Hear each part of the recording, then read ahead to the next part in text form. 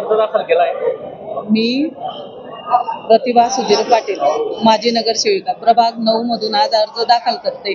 आपले गिरीश भाऊ असतील, मंत्री साहेब, काही आपले लोकप्रिय आमदार असतील, राजूमामा साहेब यांच्या प्रेरणा घेऊन आज अर्ज दाखल करते.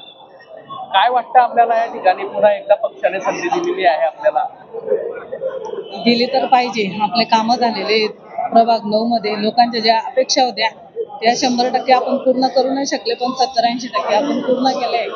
त्यांनी जर आपल्याला पूर्ण एकदा संधी दिली तर आपण नक्कीच प्रयत्न करू. तर आप्पा उमेदवारी अर्ज दाखल केलाय.